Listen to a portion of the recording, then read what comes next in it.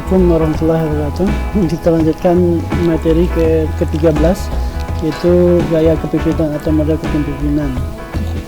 Kepemimpinan menurut Stephen P. Robbins mengatakan kepemimpinan adalah bagaimana seorang bisa mempengaruhi satu kelompok dan kelompok itu bisa dengan kemampuannya untuk bisa mencapai tujuan. Kemudian menurut Richard L. Duff mengatakan kepemimpinan adalah kemampuan mempengaruhi orang mengarah kepada pencapai tujuan. Menurut G.R. Terry memberikan definisi bahwa leadership is the activity of influencing people to strive willingly for mutual objective. Menurut Rizky F. Griffin mengatakan pemimpin adalah individu yang mampu mempengaruhi perilaku orang lain tanpa harus mengalahkan kekerasan. Pemimpin adalah individu yang diterima. Nah, ada dua perspektif. Pertama itu perspektif agama dan perspektif global. Menurut Ray, pemimpinan adalah terminologi ROI namanya. Pimpinan negara masyarakat, pimpinan moral mencakup juga pimpinan laki-laki. Oleh karena itu, tak seorang pun di dunia ini lepas dari tanggung jawab, minimal terhadap dirinya sendiri. Seorang mengambang amanah pasti akan diminta dipertanggungjawabkan. Kemudian yang kedua, imam, artinya imam, artinya pemimpin selalu berada di depan. Kata imam adalah seakar dengan kata amam, sehingga dapat terminologi ini adalah kelompok yang berfungsi sebagai teladan sosok pembimbing orang dipimpinnya. Ya, secara terminologi artinya menggantikan kepemimpinan. Ya, Ibnu Khaldun mengatakan bahwa pemimpin dalam terminologi khalifah juga berarti menyiapkan pemimpinan berikutnya sesuai dengan aturan syariah demi tercapainya kemaslahatan dunia. Yang terakhir artinya pemerintah, amir, pemerintah yang biasanya di sebuah negara dipimpin oleh amir ini. Boleh dikatakan amir ini semacam gubernur atau presiden. Nah, kalau di perspektif global, pertama itu teori sifat. Teori atau teori sifat merupakan bagaimana pemimpin yang berpandangan bahwa pemimpin adalah seorang yang mempunyai kualitas karakteristik tertentu membedakan dengan bukan pemimpin. Menurut Gibson, teori sifat merupakan berusaha mengidentifikasi mental kepribadian berkaitan dengan keberhasilan pemimpin. Terdapat tiga karakteristik berkaitan dengan efektivitas pemimpinan: kepribadian, personality, motivasi, motivation, kemampuan, ability. Pemimpin dalam perspektif barat, behavioral theories atau teori perilaku pemimpinan tumbuh sebagai hasil dari ketidakpuasan terhadap teori atau sifat karena dinilai tidak menjelaskan aktivitas pemimpinan dan menggerakkan hubungan antara manusia. Teori perilaku secara langsung, pemimpin dapat menyelesaikan gaya kepemimpinan mengaruhi orang lain dengan efektif. Teori ini menunjukkan bahwa efektivitas gaya perilaku pemimpin tertentu tergantung pada situasi. Apabila situasi berubah, diperlukan gaya pemimpinan yang berbeda. Dengan gaya pemimpinan perlu disesuaikan dengan perubahan situasi. Menurut Fadel, model contingency leadership berkeyakinan bahwa pemimpin mempunyai gaya kepemimpinan dominan atau alamiah. Dalam model Fadel, gaya kepemimpinan dipengaruhi oleh lingkungan atau situasi.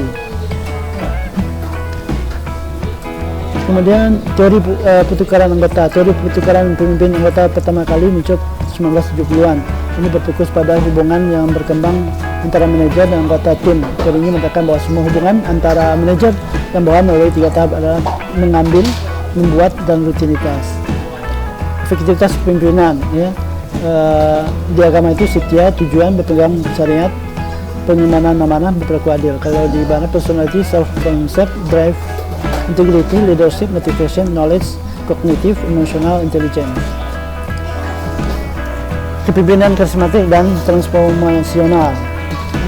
Tiga tipe pimpinan karismatik. Sampai saat ini para ahli manajemen belum berhasil menemukan sebab mengapa seorang pemimpin memiliki karisma. Tipe pemimpin ini seperti ini mempunyai daya tarik yang amat besar karena mempunyai pengikut yang sangat besar. Kebanyakan pengikut menjelaskan alasan mereka menjadi pengikut pemimpin seperti itu. Nah, ini biasanya seperti negara kita yang demokrasi, itu pemimpinnya biasanya berdasarkan karisma seseorang yang dipilih sebagai pemimpin, bukan karena ini yang lain. Kemudian tipe pemimpin transformasional adalah perspektif kepemimpinan yang menjelaskan bagaimana pemimpin mengubah tim atau organisasi dengan mengkomunikasikan dan membuat model visi untuk organisasi atau unit kerja dan memberikan inspirasi pekerja sesuai dengan visi tersebut. Ini tadi sudah dijelaskan. Nah, ada 5 ciri pemimpin karismatik. Pertama itu mempunyai visi yang mampu mengungkapkan visi secara gamblang, percaya diri, luar biasa, perilaku yang di luar aturan, yang tidak profesional, punya keterampilan komunikasi yang hebat, bersedia membuat pengorbanan ini menjadi risiko dirinya. Jadi pimpin karismatik ini ya biasanya bisa berdasarkan looknya atau kelihatannya dia bagaimana, kemudian bisa juga karena perilaku dia dilihat oleh orang, dan bagaimana dia cara berbicara juga. Nah, biasanya dia ada seorang pemimpin karismatik itu dia menjadi pilihan oleh orang. Kemudian karakter proses pemimpinan termanusia menantang praktek atau cara kerja yang sedang berjalan, menginspirasi suatu visi bersama, memperdayakan pegawai untuk bertindak sebagai public figure, memperkuat tekad, membuat perubahan besar pada organisasi, bertindak, ya, berpikir. Nah, kalau berkomunikasi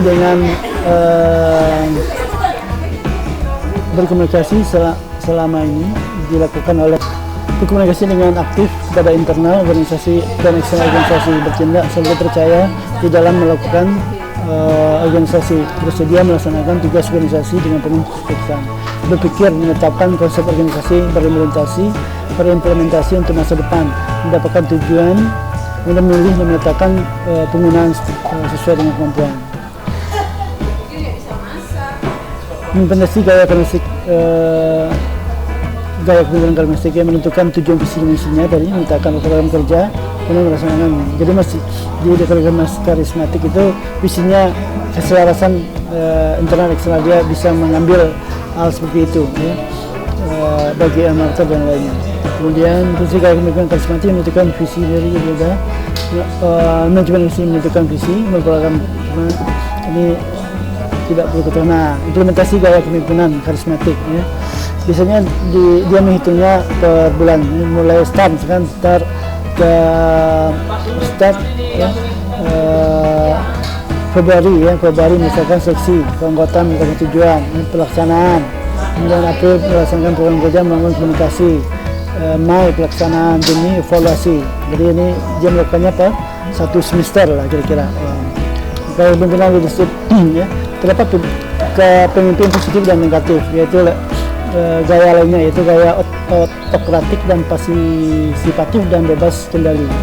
Kalau otokratik memusatkan kekuasaan dan pengambilan keputusan bagi dirinya sendiri, mengkondisikan situasi kerja apa yang diperintahkan terlaksana. Meskipun demikian, ada juga beberapa manfaat lain, memungkinkan pengambilan keputusan dengan cepat serta memungkinkan pendayakan pegawai yang kurang kompeten. Mungkin partisipatif lebih banyak mendesentralisasikan wewenang yang dimilikinya.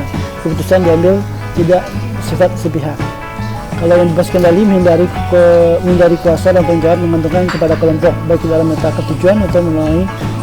Nah, itu beberapa model kepemimpinan yang biasa dilakukan oleh sebuah perusahaan ataupun bahkan sebuah negara. Mungkin sampai di sini dulu pertemuan kali ini. Assalamualaikum warahmatullahi wabarakatuh.